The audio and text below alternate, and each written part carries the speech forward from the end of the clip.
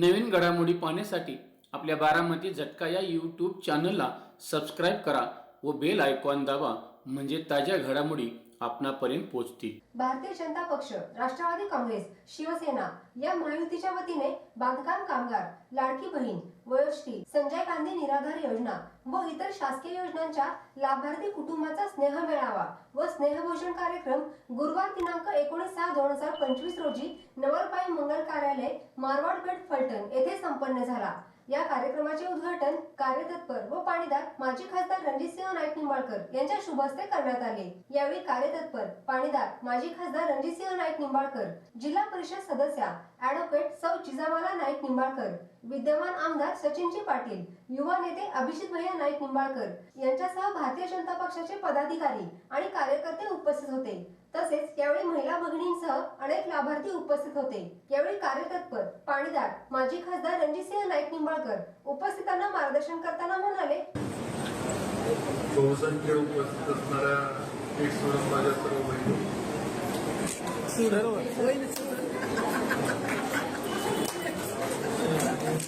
पत्रकार बंधू, कार्यक्रमाला त्यांचे प्रमुख उपस्थिती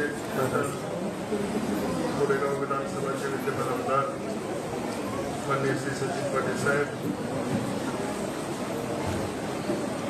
कृष्णापुरे महामंडळाचे संचालक माणिकराव समृद्ध साहेब, ॲडव्होकेट सौ जिजामाला नाईक निंबाळकर, उमरसिंह नाईक निंबाळकर, पुराणप्पा, जयकुमार शिंदे, अनुषा सानोडे, सुरेशभाई, अजय, लक्ष्मण सोमकर, सनी भैया, उषाताई, शरदाताई, मनीषाताई, तालुकाध्यक्ष सहकारी आम्ही विठ्ठलराव शिंदे, तानाजी, संजय, सर्व माझे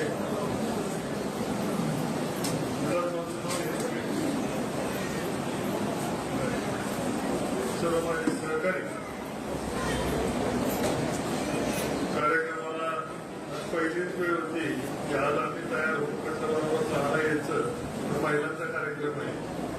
6चा कार्यक्रम 8 वाजेपर्यंत केला तरी आम्हाला काय निमंत्रण घेत नव्हतं। मला आता काळजी होती की म्हणून पाऊस पडायला लागला तर मोठा होणार, म्हणून मी मला शांतता म्हटलं आपल्याला सगळीकडे ऍडजस्ट करून वरच्याला मी सांगून टाक पाऊस पडून म्हटलं। माझ्या सर्व या ठिकाणी उपस्थित असणारे सर्व सहकारी असतील, अनुपस्थित सूरज सनी असतील, टिके असतील, अजय असतील, या सर्वांचं मी आपल्या सर्वांना एकत्रित करण्याचं आपण सर्वांनी काम केलं, त्याबद्दल मी सर्वांना धन्यवाद देतो। माझे ज्येष्ठ सहकारी मार्गदर्शक अन्वय ठिकाणी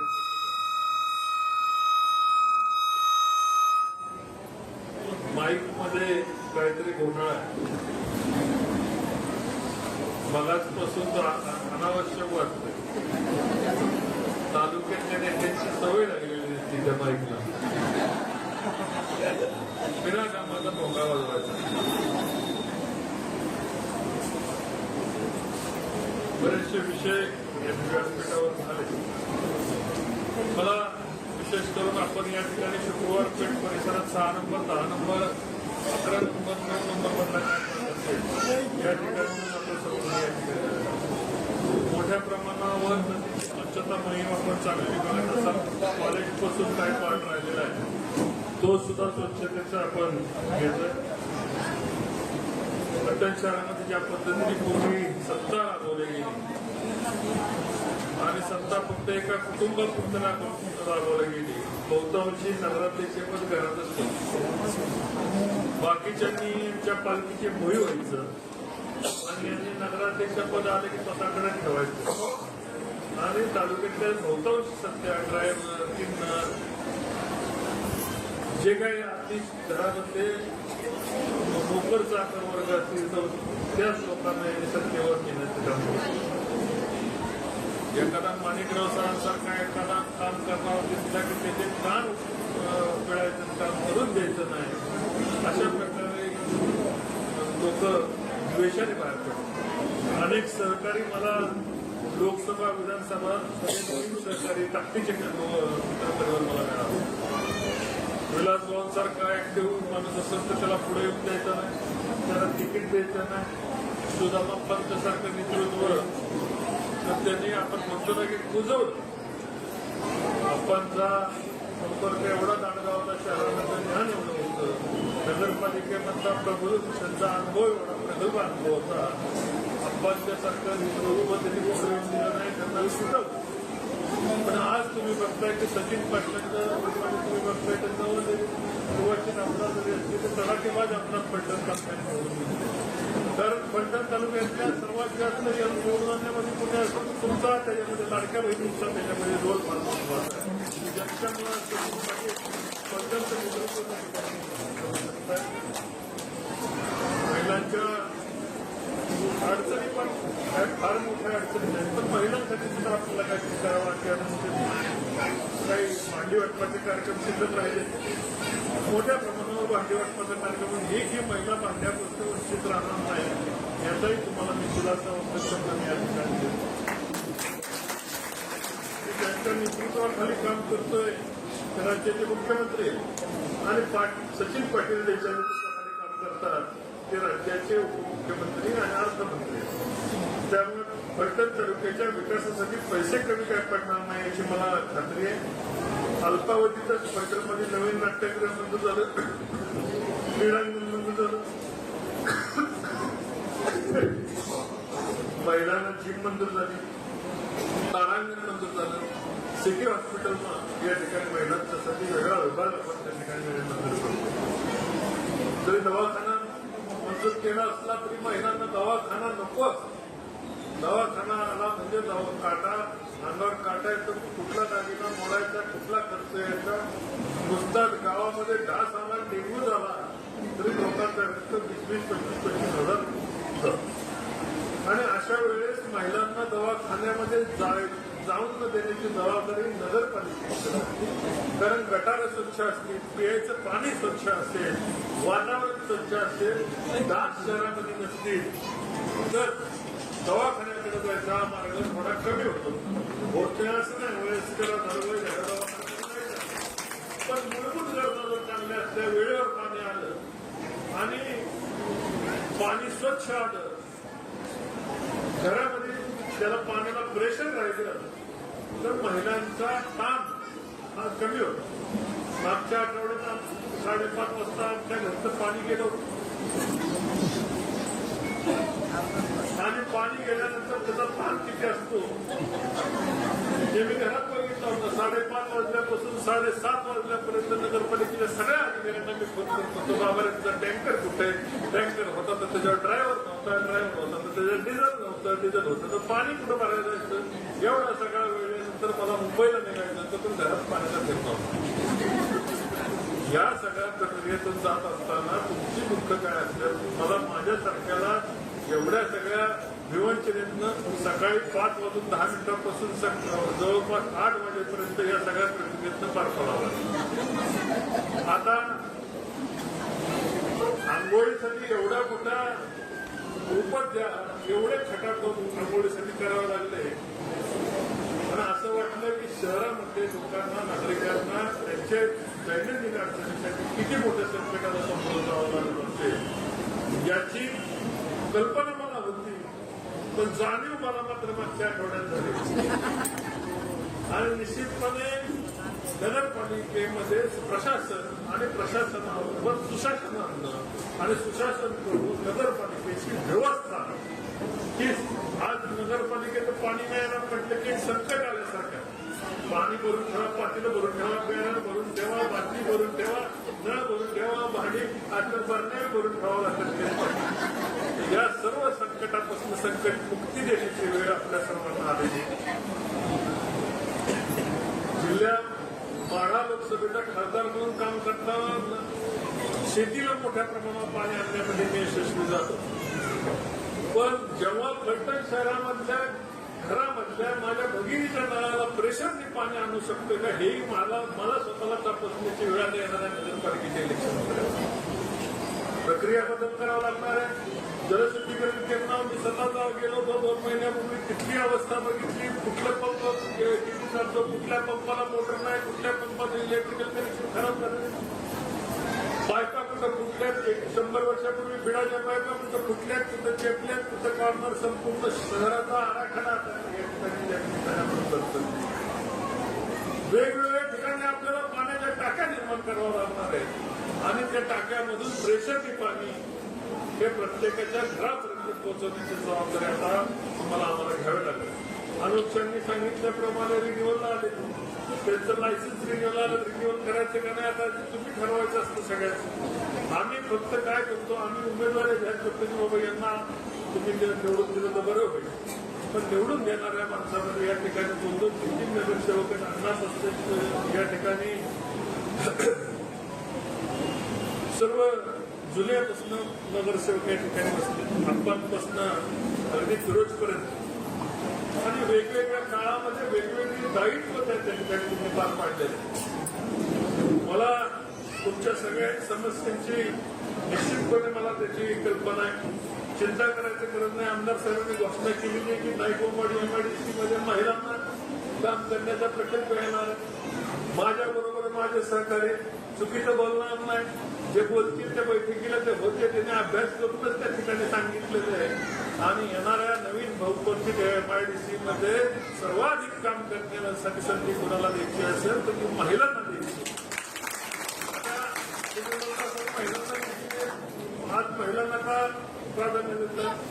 कारण माझ्या घरामध्ये मी एकटाच पुरुष आहे. मी ज्या घरात राहतो 3 महिला आहेत, माझ्या 2 मुली आणि माझी पत्नी. त्यामुळे बहुसंख्य घरामध्ये माझ्या महिला राज्य चालतो आणि मी घरात आणतो मतात आहे.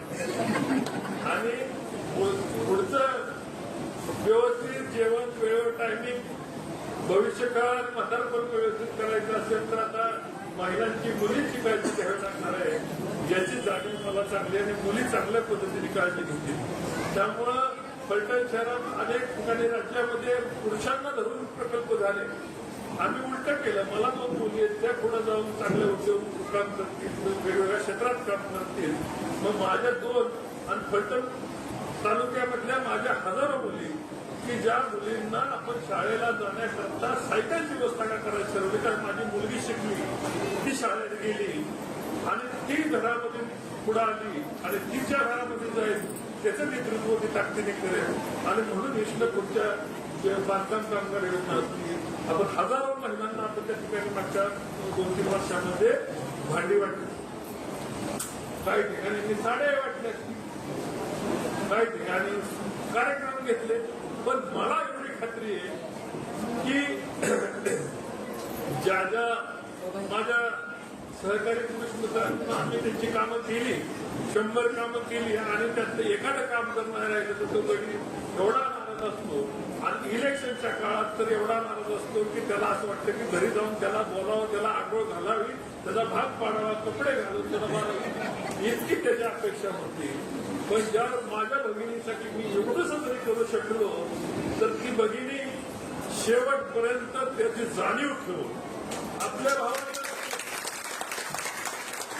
ज्यांनी आपल्या मुली केलंय त्याचं लक्षात आणि जो आपल्यासाठी करतोय त्याची योग्य जाणीव कोण ठेवत असेल तर महिला असेल. आणि मला महिला शक्तीची ताकद मला कळली. विधानसभेला जो पराक्रम या ठिकाणी करू शकलो, तो पुरुषार्थ करू शकलो, त्याच्यामध्ये या माझ्या सगळ्या आदिशक्ती या ठिकाणी असणाऱ्या तालुक्यामध्ये माझं भाषण ऐकणाऱ्या सर्व आदिशक्ती त्या ठिकाणी काम करत होत्या.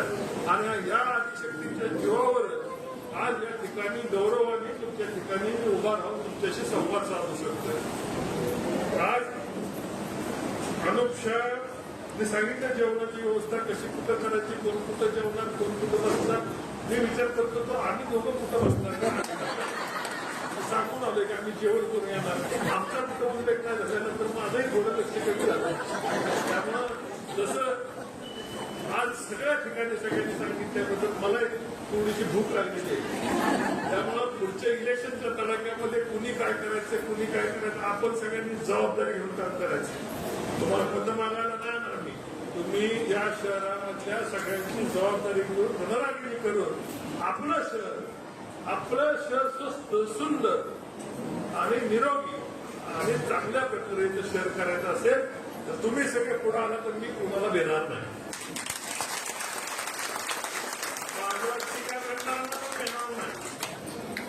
तर फलटण तालुक्याची परिस्थिती अशी आहे की काही लोकांना असं वाटतं त्यांची राजकारणातली जाहिरी पण गेली, वडलोपांची जाहिरी पण गेली, पण काही लोकांची फुगिरीच जात नाही. मला काही कळतच नाही, जाहिरी गेली फुगिरी जात नाही. आता काय म्हणायचं ह्या लोकांना? कोण कुणाला बोलवायला जात नाही, कोण यांना जेवायला बोलवायला जात नाही, घर वाड्यावर कोण जातो, यांना पैसे घेऊन जातो, पण का आंबेडकर आत्ताची परिस्थिती ही दयनीय अवस्था आहे. आणि ह्यात हे सांगायला यांना जागा शिल्लक राहणार नाही. 27 जागा फलटणमध्ये मला खात्री आहे की 27च्या 27 जागेवरचं डिपॉझिट सर्व सहकारी माझ्या सर्व महिला भगिनी हे जप्त करतील. मग यांना सांगायला कसं होईल, यांची वतनदारी होती ती गेली, आता राहिलेली वतनदारी म्हणजे अक्षरशः काही ठिकाणी फलटण तालुक्यामध्ये हे एवढ्या मोठ्या राज्याच्या वेगवेगळ्या पदावर जाऊन बसले आणि मी असा नियम का राजाचा पोरगा मी घ्यावं. फलटणची हागणदारी झाली, तुमची वतनदारी तुम्ही कशाला सांगताय की राजाने केलं, माझ्या आजोबांनी असं केलं, माझ्या यांनी आमच्या तसं केलं. आपण काय कर्तृत्व केलं, आपलं कर्तृत्व काय आहे आणि आपण शहरासाठी 30 वर्षामध्ये केलं का? 30 वर्षामध्ये जी महिला या ठिकाणी लग्न करून फलटणमध्ये आली असते, आता त्याची मुलगी परत लग्न करून दुसरीकडे व्हायची झाली. मी 2 पिढ्या महिलांच्या या ठिकाणी गेल्या, खड्ड्यातनं पडून पुरुषाची मुलगी आणि पाठ कामाला गेली आणि महिलांचे कमर पाणी भरून गेलेलं आहे. अशा प्रकारचं शोषण दासांबरोबर या राज्यकर्त्यांनी सुद्धा केलेलं आहे आणि त्याचा योग्य मोबदला त्यांना येणाऱ्या प्रत्येक क्षणाच्या निवडणुकीतून आपण देऊया. मी या ठिकाणी आपल्या सर्वांचं आभार मानतो आणि 2 घरात प्रेमाचे एकत्र आपण स्वीकारूया अशी विनंती करतो. जय हिंद, जय महाराष्ट्र.